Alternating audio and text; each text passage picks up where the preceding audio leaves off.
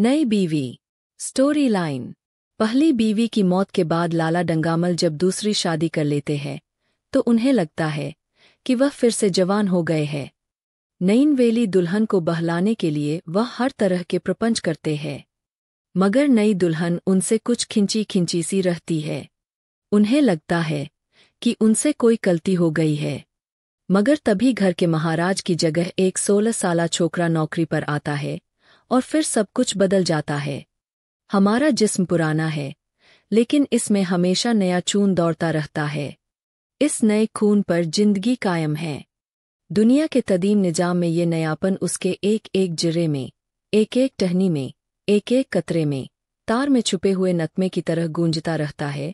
और ये 100 साल की बुढ़िया आज भी नई दुल्हन बनी हुई है। जब से लाला डंगामल ने नई शादी की है, उनकी जवानी आज सरेनों ऊद कर आई है। जब पहली बीवी बकैदेहात थी वो बहुत कम घर रहते थे। सुबह से 10-11 बजे तक तो पूजा पाठ ही करते रहते थे, फिर खाना खाकर दुकान चले जाते।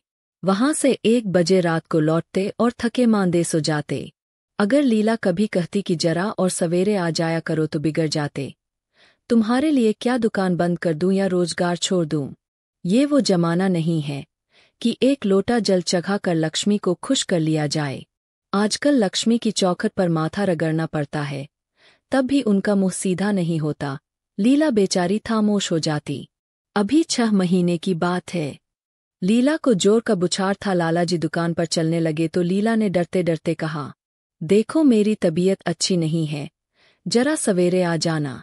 लाला जी ने पगड़ी उतारकर खूंटी पर लटका दी और बोले, अगर मेरे बैठे रहने से तुम्हारा जी अच्छा हो जाए तो मैं दुकान न जाऊंगा।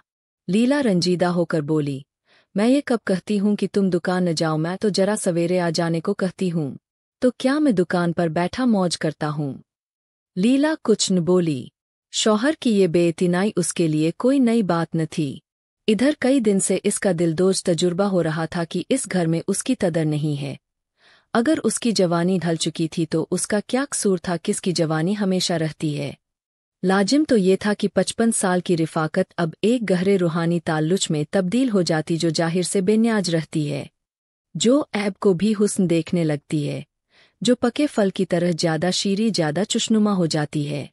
लेकिन लाला जी का ताजिर दिल हर एक चीज को तिजारत के तराजू पर तौलता था। बूढ़ी गाय जब न दूध दे सकती हो न बच्चे तो उसके लिए गौशाला से बेहतर कोई जगह नहीं। उनके ख्याल में लीला के लिए बस इतना ही काफी था कि वो घर की मालकिन बनी रहे, आराम से खाए पहने पड़ी रहे। उसे इल्तियार है, चाहे जितने जेवर बनवाए, चाहे जितनी चैरात और पूजा करे, रोजे रखे, सिर्फ उनसे दूर रहे। फितरत इंसानी की नैरंगियों का एक करिश्मा ये था कि लाला जी जिस दिलजोई और हद से लीला को महरूम रखना चाहते थे, खुद उसी के लिए अबलहाना सरगर्मी से मुतलाशी रहते थे। लीला 40 की होकर बूढ़ी समझ ली गई थी, मगर वो 45 साल के होकर अभी जवान थे। जवानी के वल्वलों और मसरतों से बेथरार लीला से अब उन्हें एक तरह की कराहियत होती थी, और वो टरीब जब अपनी थामियों के हसरतनाक एहसास की वजह से सितरी बेरहमियों के अजाले के लिए रंगोरोगन की आड़ लेती तो वो उसकी बुअलहोसी से और भी मुतनफिर हो जाते। चे खुश 7 लड़कों की तो माँ हो गईं, बाल खिचड़ी हो गए, चेहरा धुले हुए सलालैन की तरह पुरशिकन हो गया। मगर आपको अभी महावर और सींदूर, मेहंदी और उपटन की हवस बाती है। औरतों की भी क्या फितरत है, न जाने क्यों आराइश पर इस कदर जान देती है। पूछो अब तुम्हें और क्या चाहिए? क्यों नहीं दिल को समझा लेती कि जवानी रुखसत हो गई और उन तदबीरों से उसे वापस नहीं बुलाया जा सकता। लेकिन वो खुद जवानी का ख्वाब देखते रहते थे। तबीयत जवानी से सैर न होती, जाड़ों में कुश्तों और माजूनों का इस्तेमाल करते रहते थे। हफ्ते में 2 बार तिजाब लगाते और किसी डॉक्टर से बंदर के तदूदों के इस्तेमाल से मुताल्लिक ततो किताबत कर रहे थे। लीला ने उन्हें शशोपंज की हालत में खड़ा देखकर मायूसाना अंदाज से कहा, कुछ बतला सकते हो क्या बजे आओगे? लाला जी ने मुलायम लहजे में कहा, तुम्हारी तबीयत आज कैसी है? लीला क्या जवाब दे? अगर कहती है बहुत जराब है तो शायद ये हजरत यही बैठ जाएं और उसे जली कटी सुनाकर अपने दिल का बुछार निकालें। अगर कहती है अच्छी हूं तो बेसिक्र होकर 2 बजे रात की जबर लाएं। डरते डरते बोली, अब तक तो अच्छी थी लेकिन अब कुछ भारी हो रही है। लेकिन तुम जाओ दुकान पर, लोग तुम्हारे मुंतजिर होंगे। मगर ईश्वर के लिए एक दोन बजा देना। लड़के सो जाते हैं। मुझे जरा भी अच्छा नहीं लगता, तबीयत घबराती है। सेठ जी ने लहजे में मोहब्बत की चाशनी देकर कहा। 12 बजे तक आ जाऊंगा, जरूर। लीला का चेहरा उतर गया। 10 बजे तक नहीं आ सकते? 11:30 बजे से पहले किसी तरह नहीं। 10:30 भी नहीं। अच्छा 11 बजे। 11 पर मुसालहत हो गई। लालाजी वादा करके चले गए, लेकिन शाम को एक दोस्त ने मुजरा सुनने की दावत दी। अब बेचारे इस दावत को कैसे रद्द करते जब एक आदमी आपको ठातिर से बुलाता है। तो ये कहा कि इंसानियत है कि आप उसकी दावत नामंजूर कर दें। वो आपसे कुछ मांगता नहीं, आपसे किसी तरह की रियायत का ख्वास्तगार नहीं, महज दोस्ताना बेतकल्लुफी से आपको अपनी बज में शिरकत की दावत देता है। आप पर उसकी दावत कबूल करना जरूरी हो जाता है। घर के जंजाल से किसे फुर्सत है? एक न एक काम तो रोज लगा ही रहता है। कभी कोई बीमार है, कभी मेहमान आए हैं, कभी पूजा है, कभी कुछ। अगर आदमी ये सोचे कि घर से बेसिक्र होकर जाएंगे तो उसे सारे दोस्ताना मरासिम मुनक्ते कर लेने पड़ेंगे। उसे शायद ही घर से कभी सराघत नसीब हो। लालाजी मुजरा सुनने चले गए तो 2 बजे लौटे। आते ही अपने कमरे की घड़ी की सुइयां पीछे कर दीं। लेकिन 1 घंटा से ज्यादा की गुंजाइश किसी तरह न निकाल सके। 2 को 1 तो कह सकते हैं। घड़ी की तेजी के सर इल्जाम रखा जा सकता है, लेकिन 2 को 12 नहीं कह सकते। चुपके से आकर नौकर को जगाया। खाना खाकर आए थे, अपने कमरे में जाकर लेट रहे। लीला उनकी राह देखती, हर लम्हा दर्द और बेचैनी की बढ़ती हुई शिद्दत का एहसास करती, न जाने कब सो गई थी। उसको जगाना सोए सितना को जगाना था। करीब लीला इस बीमारी से जांबर न हो सकी। लालाजी को उसकी वसात का बेहद रूहानी सदमा हुआ। दोस्तों ने ताजियत के तार भेजे। कई दिन ताजियत करने वालों का तांता बंधा रहा। एक रोजाना अखबार ने मरने वाली की तसीदा ख्वानी करते हुए उसकी दिमागी और अखलाकी खूबियों की मुबालछा आमेज तस्वीर खींची। लालाजी ने उन सब हमदर्दों का दिली शुक्रिया अदा किया और उनके खुलूसो वफादारी का इजहार जन्नत नसीब लीला के नाम से लड़कियों के लिए 5 वजी से कायम करने की सूरत में नमूदार हुआ। वो नहीं मरी साहिब, मैं मर गया। जिंदगी की शमाए हिदायत गुल हो गई। अब तो जीना और रोना है। मैं तो एक हकीर इंसान था। न जाने किस कारे खैर के सिले में मुझे ये नेमत बारगाह इज़्दी से अता हुई थी। मैं तो उसकी परस्तिश करने के काबिल भी न था। वचेरा 6 महीने की उजलत और नफ्सकुशी के बाद लाला डंगामल ने दोस्तों के इसरार से दूसरी शादी कर ली। आखिर तरीब क्या करते? जिंदगी में एक रफ़ी की जरूरत तो जब ही होती है जब पाँव में खड़े होने की ताकत नहीं रहती। जब से नई बीवी आई है, लालाजी की जिंदगी में हैरतंगेज इनकिलाब हो गया है। दुकान से अब उन्हें इस कदर इन्हिमाक नहीं है। मुतवातिर हफ्तों न जाने से भी उनके कारोबार में कोई हर्ज वाक़े नहीं होता। जिंदगी से लुत्फ अंदोज होने की सलाहियत जो उनमें रोज बरोज मुजमहिल होती जाती थी, अब ये तरश्शा पाकर फिर सरसब्ज हो गई है। उसमें नई नई कोंपलें फूटने लगी है। मोटर नया आ गया है। कमरे नए फर्नीचर से आरास्ता कर दिए गए हैं। नौकरों की तादाद में माकूल इजाफा हो गया है। रेडियो भी लगा दिया गया है। लालाजी की बूली जवानी जवानों से भी ज्यादा पुरजोश और वलवला अंगेज हो रही है। उसी तरह जैसे बिजली की रोशनी चांद की रोशनी से ज्यादा शफ्ताफ और नजरसरेब होती है। लालाजी को उनके अहबाब उनकी इस जवान तबी पर मुबारकबाद देते हैं तो वो तफाचुर के अंदाज से कहते हैं, भाई हम तो हमेशा जवान रहे और हमेशा जवान रहेंगे। बुगापा मेरे पास आए तो उसके मुंह पर स्याही लगाकर गधे पर उल्टा सवार करके शहरबदर कर दूं। जवानी और बुढ़ापे को लोग न जाने उम्र से क्यों मंसूब करते हैं। जवानी का उम्र से इतना ही ताल्लुक है जितना मजहब का अखलाक से, रुपए का ईमानदारी से, हुस्न का आराइश से। आजकल के जवानों को आप जवान कहते हैं। अरे साहिब, मैं उनकी 1000 जवानियों को अपनी जवानी के 1 घंटा से न तब्दील करूं। मालूम होता है जिंदगी में कोई दिलचस्पी ही नहीं, कोई शौक ही नहीं। जिंदगी क्या है, गले में पड़ा हुआ ढोल है। यही अल्फाज वो कुछ जरूरी तरमीम के बाद आशा देवी के लोहे दिल पर नक्श करते रहते हैं। इससे हमेशा सिनेमा, थिएटर, सैरेदरिया के लिए इसरार करते हैं, लेकिन आशा न जाने क्यों इन दिलचस्पियों से जरा भी मुतासिर नहीं। वो जाती तो है, मगर बहुत इसरार के बाद। एक दिन लालाजी ने आकर कहा, चलो आज बजरे पर दरिया के सैर कराएं। बारिश के दिन थे, दरिया चढ़ा हुआ था। अब्र की तारे बैनुल-अक़वामी फ़ौजों की सी रंग बिरंग वर्दियां पहने आसमान पर तवायद कर रही थीं। सड़क पर लोग मलार और 12 माह से गाते चले जा रहे थे। बागों में झूले पड़ गए थे। आशा ने बेदिली से कहा, मेरा तो जी नहीं चाहता। लाला जी ने तादीब आमेज इसरार से कहा, तुम्हारी कैसी तबीयत है, जो सैरोत सरीह की जानिब माइल नहीं होती। आप जाएं, मुझे और कई काम करने हैं। काम करने को ईश्वर ने आदमी दे दिए हैं। तुम्हें काम करने की क्या जरूरत है? महाराज अच्छा सालन नहीं पकाता। आप खाने बैठेंगे तो यूं ही उठ जाएंगे। आशा अपनी फुर्सत का बेशतर हिस्सा लाला जी के लिए अनवा इंसान के खाने पकाने में सर्स करती थी। किसी से सुन रखा था कि एक खास उम्र के बाद मर्दों की जिंदगी की खास दिलचस्पी लज तेजबान रह जाती है। लाला जी के दिल की कली खिल गई। आशा को उनसे किस कदर मोहब्बत है कि वो सैर को उनकी खिदमत पर कुर्बान कर रही है। एक लीला थी कि कहीं जाऊं पीछे चलने को तैयार, पीछा छुड़ाना मुश्किल हो जाता था। बहाने करने पड़ते थे।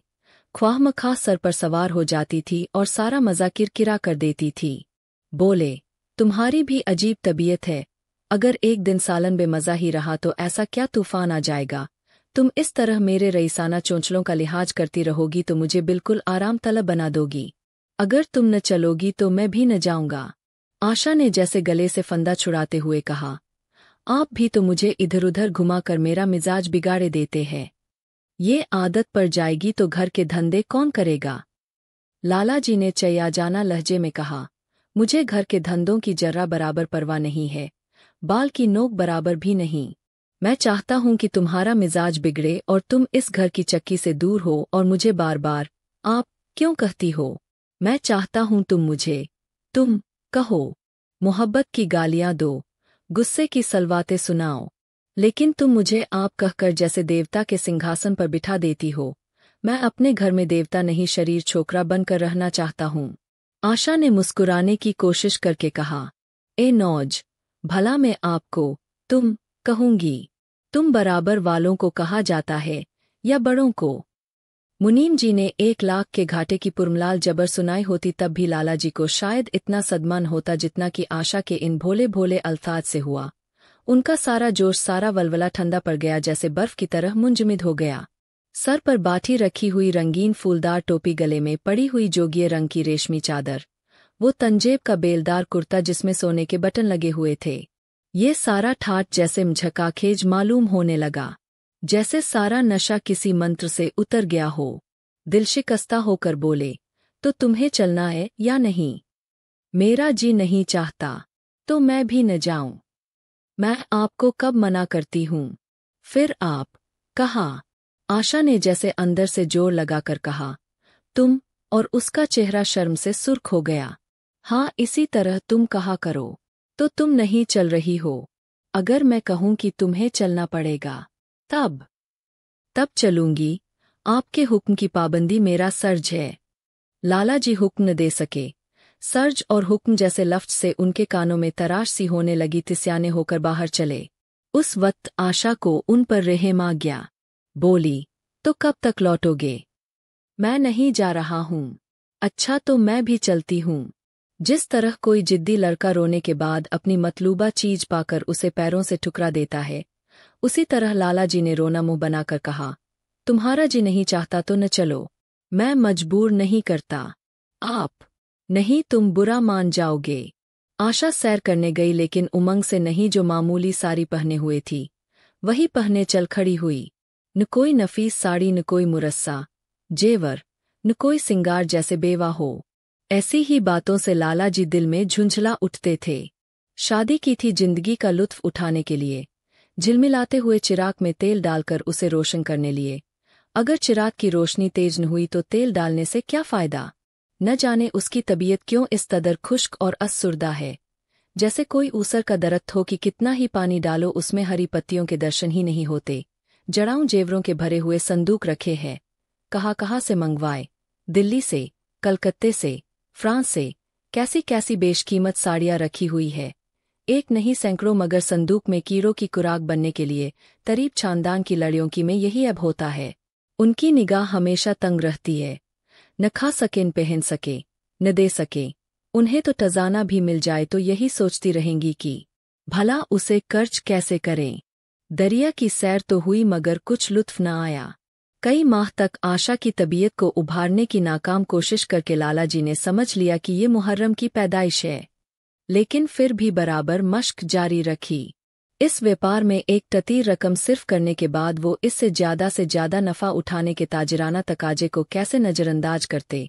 दिलचस्पी की नई नई सूरतें पैदा की जाती। ग्रामोफोन अगर बिगड़ गया है, गाता नहीं या आवाज साफ नहीं निकलता तो उसकी मरम्मत करानी पड़ेगी। उसे उठा कर रख देना तो हिमाकत है। उधर बूला महाराज बीमार होकर चला गया था और उसकी जगह उसका 16-17 साल का लड़का आ गया था। कुछ अजीब मस्तरा सा, बिल्कुल उजड़ और दहतानी, कोई बातहीन समझता। उसके फुलके इकलीदस की शक्लों से भी ज्यादा मुख्तलिफुल अशकाल हो जाते, बीच में मोटे, किनारे पतले। दाल कभी तो इतनी पतली जैसे चाय और कभी इतनी गाढ़ी जैसे दही। कभी नमक इतना कम कि बिल्कुल फीका, कभी तो इतना तेज कि नींबू का नमकीन अचार। आशा सवेरे ही से रसोई में पहुंच जाती और उस बदसली के महाराज को खाना पकाना सिखाती। तुम कितने नालायक आदमी हो जुगल, इतनी उम्र तक तुम क्या घास खोदते रहे या भाल झोंकते रहे कि फुलके तक नहीं बना सकते। जुगल आंखों में आंसू भरकर कहता है, बहू जी अभी मेरी उम्र ही क्या है, 17वां ही साल तो है। आशा हंस पड़ी, तो रोटियां पकाना क्या 10-20 साल में आता है। आप 1 महीना सिखा दे बहू जी, फिर देखना मैं आपको कैसे फुलके खिलाता हूं कि जी खुश हो जाए। जिस दिन मुझे फुलके बनाने आ जाएंगे मैं आपसे कोई इनाम लूंगा। सालन तो अब कुछ पकाने लगा हूं ना। आशा हौसला अफजा तबस्सुम से बोली, सालन नहीं, दवा पकाना आता है। अभी कल ही नमक इतना तेज था कि खाया ना गया। मैं जब सालन बना रहा था तो आप यहाँ कब थीं? अच्छा, तो जब मैं यहाँ बैठी रहूं तब तुम्हारा सालन लजीज पकेगा। आप बैठी रहती है तो मेरी अकल ठिकाने रहती है, और मैं नहीं रहती तब तो आपके कमरे के दरवाजे पर जा बैठती है। तुम्हारे दादा आ जाएंगे तो तुम चले जाओगे। नहीं बहू जी, किसी और काम में लगा दीजिएगा, मुझे मोटर चलवाना सिखवा दीजिएगा। नहीं नहीं, आप हट जाइए, मैं पतीली उतार लूंगा। ऐसी अच्छी साड़ी आपकी कहीं दाग लग जाए तो क्या हो। दूर हो, फूहड़ तो तुम ही हो, कहीं पतीली पैर पर गिर पड़े तो महीनों झेलोगे। जुगल असुरदा हो गया, नहीस चेहरा और भी खुश्क हो गया। आशा ने मुस्कुरा कर पूछा, क्यों मुंह क्यों लटक गया सरकार का? आप डांट देती है बहू जी तो मेरा दिल टूट जाता है। सेठ जी कितना ही घुरकी दे, मुझे जरा भी सदमा नहीं होता। आपकी नज़र कड़ी देखकर जैसे मेरा खून सर्द हो जाता है। आशा ने तशफ़ी दी, मैंने तुम्हें डांटा नहीं, सिर्फ इतना ही कहा कि कहीं पतीली तुम्हारे पाँव पर गिर पड़े तो क्या होगा। हाथ तो आपका भी है, कहीं आपके हाथ से ही छूट पड़े तब। सेठ जी ने रसोई के दरवाजे पर आकर कहा, आशा जरा यहाँ आना, देखो तुम्हारे लिए कितने खुशनुमा गमले लाया हूँ। तुम्हारे कमरे के सामने रखे जाएंगे। तुम वहाँ धुएं धक्कर में क्या परेशान हो रही हो? लौंडे को कह दो कि महाराज को बुलाए, वरना कोई दूसरा इंतजाम कर लूंगा। महाराज की कमी नहीं है। आखिर कब तक कोई रियायत करे? इस गधे को जरा भी तो तमीज न आई। सुनता है जुगल, आज लिख दे अपने बाप को। चूल्हे पर तवा रखा हुआ था, आशा रोटियां बेल रही थी। जुगल तवे को लिए रोटियों का इंतजार कर रहा था। ऐसी हालत में भला वो कैसे गमले देखने जाती? कहने लगी, अभी आती हूँ, जरा रोटी बेल रही हूँ, छोड़ दूंगी तो जुगल टेढ़ी मेरी बेलेगा। लाला जी ने कुछ चख कर कहा, अगर रोटियां टेढ़ी मेढ़ी बेलेगा तो निकाल दिया जाएगा। आशा अनसुनी करके बोली, 10-5 दिन में सीख जाएगा, निकालने की क्या जरूरत है। तुम चलकर बता दो गमले कहाँ रखे जाएंगे। कहती हूँ रोटियां बेल कर आई जाती हूँ। नहीं, मैं कहता हूँ तुम रोटियां मत बेलो, तुम ख्वाह मखाह जिद करते हो। लाला जी सन्नाटे में आ गए। आशा ने कभी इतनी बेइल्तिफाती से उन्हें जवाब न दिया था, और ये महज बेइल्तिफाती न थी, इसमें तुर्शी भी थी। तसीस होकर चले गए। उन्हें गुस्सा ऐसा आ रहा था कि इन गमलों को तोड़कर फेंक दें और सारे पौधों को चूल्हे में डाल दें। जुगल ने सहमे हुए लहजे में कहा, आप चली जाती बहू जी, सरकार नाराज होंगे। बको मत, जल्दी रोटियां सेंको, नहीं तो निकाल दिए जाओगे। और आज मुझसे रुपए लेकर अपने लिए कपड़े बनवा लो। भिकमंगों की सी सूरत बनाए घूमते हो और बाल क्यों इतने बढ़ा रखे हैं? तुम्हें नाई भी नहीं जुड़ता? कपड़े बनवा लूँ तो दादा को क्या हिसाब दूंगा? अरे बेवकूल, मैं हिसाब में नहीं देने को कहती, मुझसे ले जाना। आप बनवाएंगी तो अच्छे कपड़े लूंगा मैं। खद्दर का कुर्ता, खद्दर की धोती, रेशमी चादर और अच्छा सा चप्पल।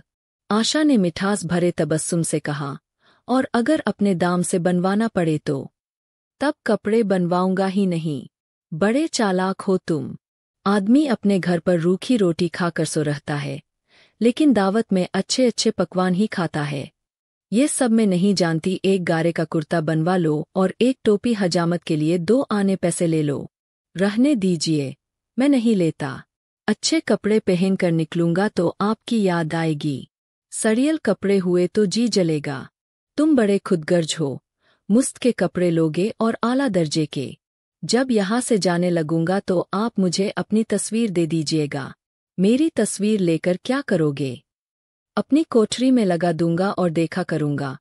बस वही साड़ी पहनकर खिंचवाना जो कल पहनी थी, और वही मोतियों वाली माला भी हो। मुझे नंगी नंगी सूरत अच्छी नहीं लगती। आपके पास तो बहुत गहने होंगे, आप पहनती क्यों नहीं? तो तुम्हें गहने अच्छे लगते हैं? बहुत। लाला जी ने खिसफत आमेज लहजे में कहा, अभी तक तुम्हारी रोटियां नहीं पकीं। जुगल, अगर कल से तुमने अपने आप अच्छी रोटियां न बनाई तो मैं तुम्हें निकाल दूंगा। आशा ने सौरन हाथ धोए और बड़ी मसर्रत आमेज तेजी से लाला जी के साथ जाकर गमलों को देखने लगी। आज उसके चेहरे पर खैर मामूली शगुफ्तगी नजर आ रही थी। उसके अंदाजे गुफ्तगू में भी दिलावेज शीरीनी थी। लाला जी की सारी सिस्फत गायब हो गई। आज उसकी बातें जबान से नहीं दिल से निकलती हुई मालूम हो रही थीं। बोली, मैं इनमें से कोई गमला न जाने दूंगी। सब मेरे कमरे के सामने रखवाना। सब कितने सुंदर पौधे हैं। वाह, इनके हिंदी नाम भी बता देना। लाला जी ने छेड़ा, सब लेकर क्या करोगी? 10-5 पसंद कर लो, बाठी बाहर बाटीचे में रखवा दूंगा। जी नहीं, मैं एक भी नहीं छोड़ूंगी। सब यही रखे जाएंगे। बड़ी हरीस हो तुम। हरीस सही, मैं आपको एक भी न दूंगी। 10-5 तो दे दो, इतनी मेहनत से लाया हूं। जी नहीं, इनमें से एक भी न मिलेगा।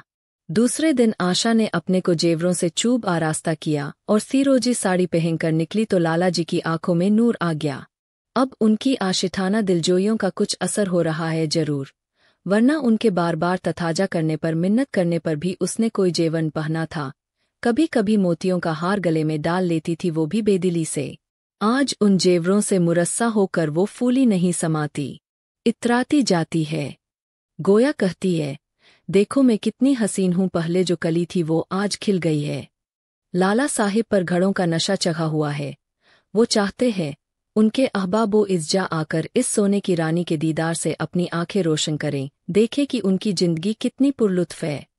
जो अनवाउत साम के शकूक दुश्मनों के दिलों में पैदा हुए थे, आंखें खोलकर देखें कि एतिमाद, रवादारी और सिरासत ने कितना खुलूस पैदा कर दिया है।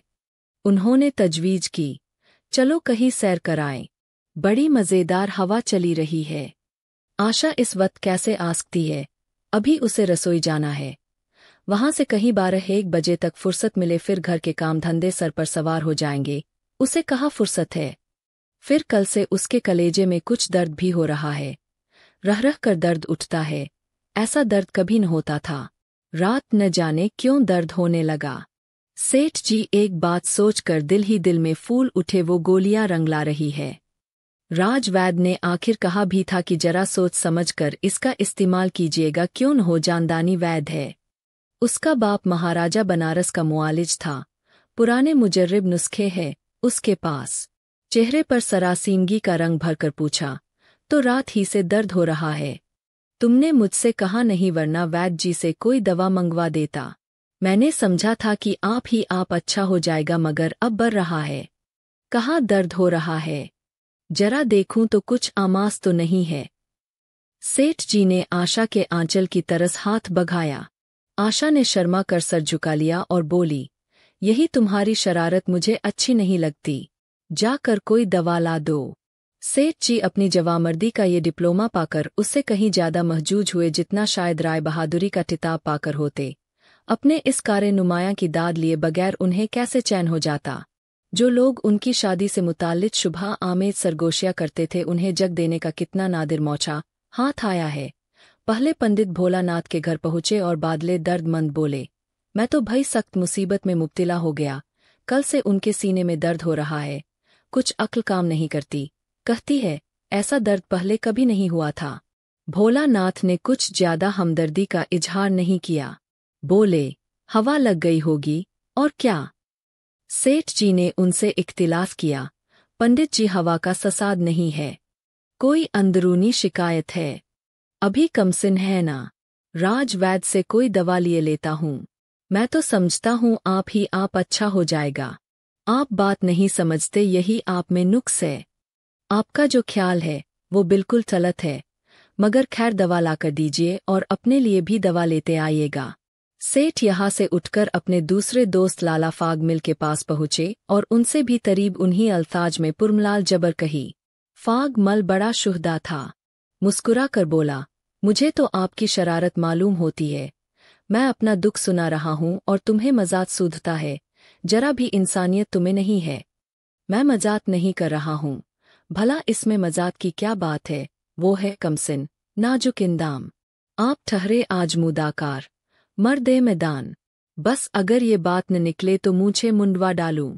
सेठ जी ने मतीन सूरत बनाई, मैं तो भाई बड़ी एहतियात करता हूँ, तुम्हारे सर की कसम। जी रहने दीजिए, मेरे सर की कसम न खाइए, मेरे भी बाल बच्चे हैं, घर का अकेला आदमी हूँ। किसी काते दवा का इस्तेमाल कीजिए। उन्हें राज वैद्य से कोई दवा लिए लेता हूँ। इसकी दवा वैद्य जी के पास नहीं, आपके पास है।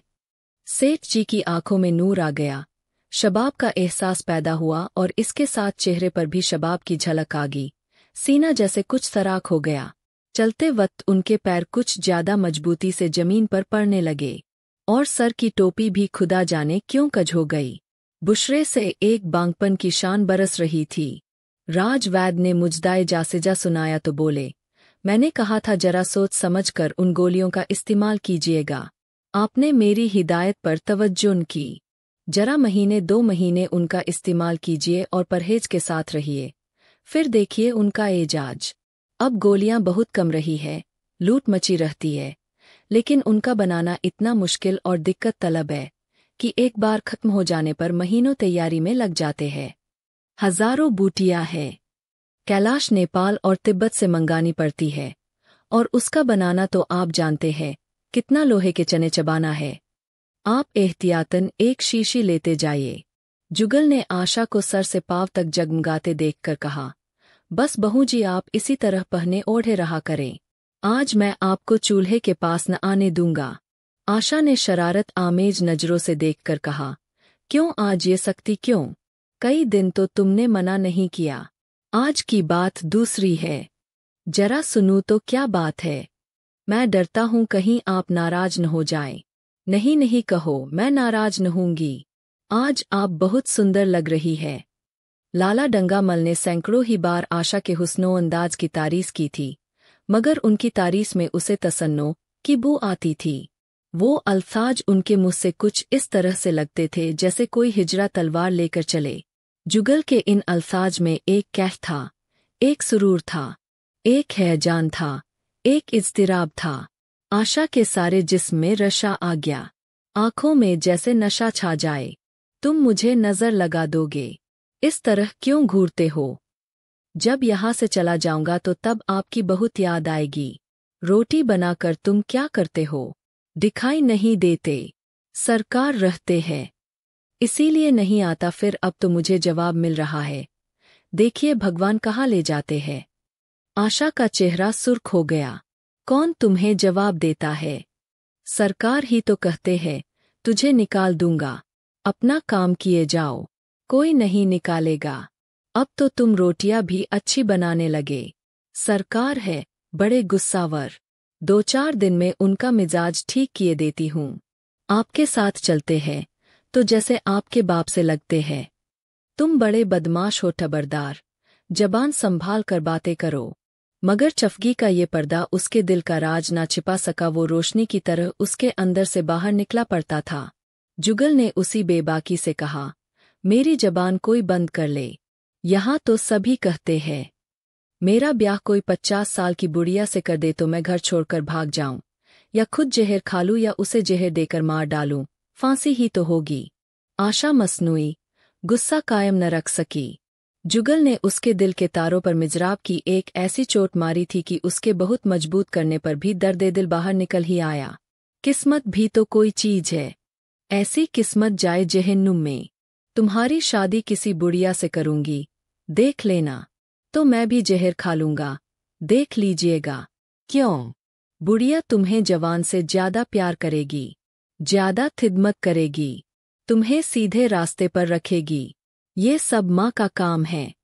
बीवी जिस काम के लिए है उसी के लिए है। आखिर बीवी किस काम के लिए है? आप मालिक है, नहीं तो बतला देता किस काम के लिए है। मोटर की आवाज आई। न जाने कैसे आशा के सर का आंचल खिसक कर कंधे पर आ गया था। उसने जल्दी से आंचल सर पर खींच लिया और ये कहती हुई अपने कमरे की तरफ चली, लाला खाना खाकर चले जाएंगे, तुम जरा आ जाना।